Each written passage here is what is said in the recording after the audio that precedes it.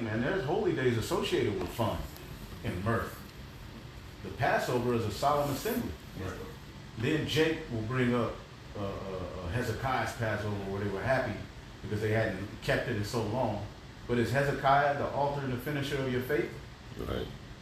No, Yahweh Shai is the author and the finisher of our faith. So we're going to pattern our Passovers to the best of our ability after his doing, man. And, and during that time, Yahweh Shai knew he was getting ready to be sacrificed. Right. He knew why he came to the earth.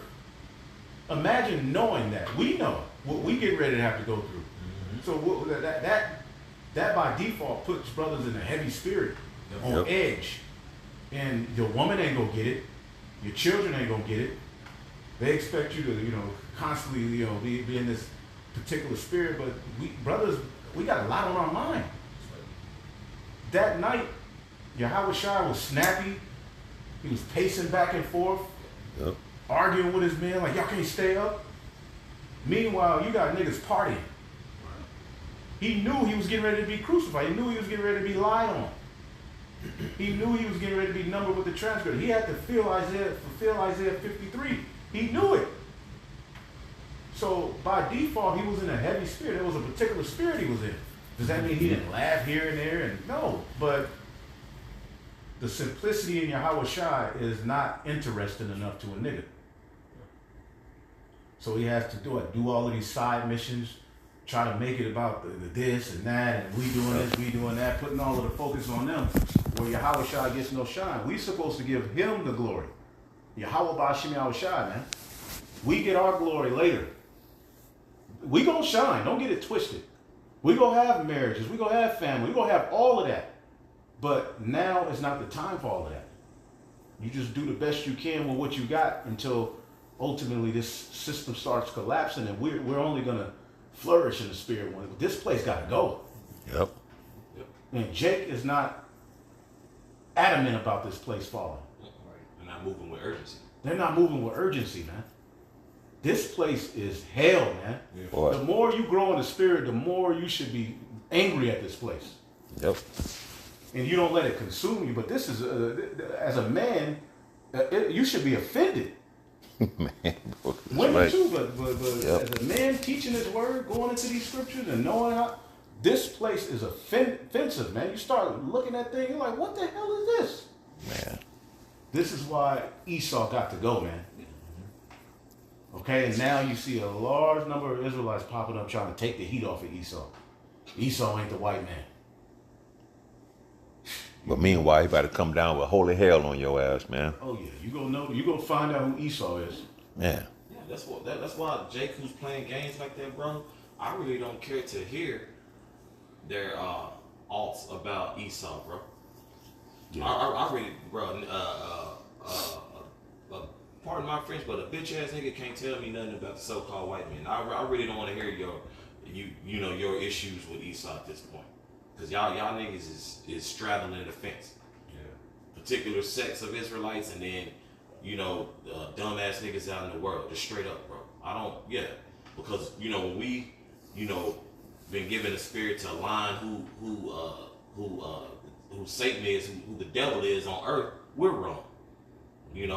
But when you're alluding to Proverbs chapter 1 and verse 21 on down, then you want to cry. Then you want to cry wolf. Right. But here it is. You had from Abba Bivens all the way to the apostles until 2025. Y'all want to try to combat all the groundwork that the apostles, bishops, and elders have been doing. Right. That's bullshit. How's that going on? I got a precept. This is Sirach 37. I start at 10. Consult not with one that suspected thee, and hide thy counsel as such as envy thee. Neither consult with the woman touching her of whom she is jealous. Neither with the coward in a matter of wars. Yeah, that's right. These dudes are cowards. They're not on the front lines. Right. So you can't consult with a guy like that. That at the very end, it's clear what the MOTB is. It's clear who Esau is, and he wants to do a video saying otherwise. That's a coward. The Lord just don't have the spirit on you, man. It says, nor with the merchant concerning exchange, because he's gonna bid for his own interest. Okay? It says, nor with the buyer of selling, nor with the envious man of thankfulness, nor with the unmerciful man touching kindness, nor with the slothful for any work. A lot of these dudes are slothful. Right. The scripture says your eyes shall see your teachers, man. These dudes don't have no street ministry, but they just sit back and pretty much, a lot of them are making money, but what they do is they just talk about the camps all day. Now, granted, a lot of these camps are going off, but what are you doing?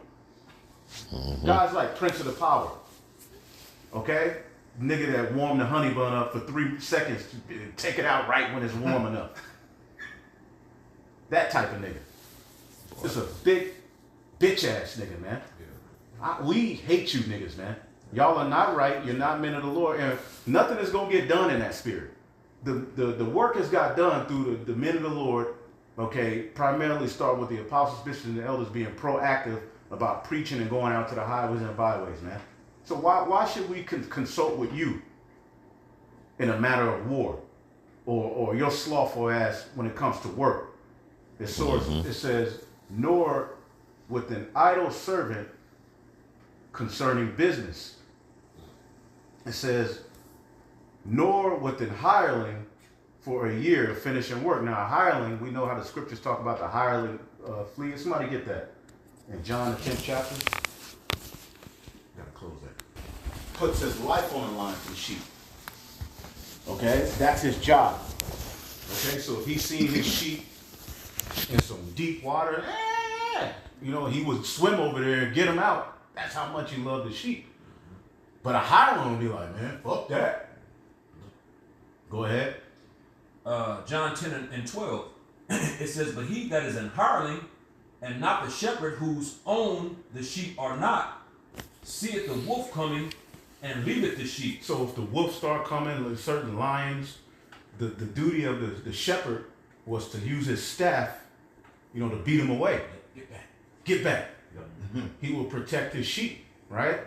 And sheep are extremely simple. Okay, like you had this one dude come on a comment board. It should be common sense. All right, you shouldn't need no man to tell you not to take the jab.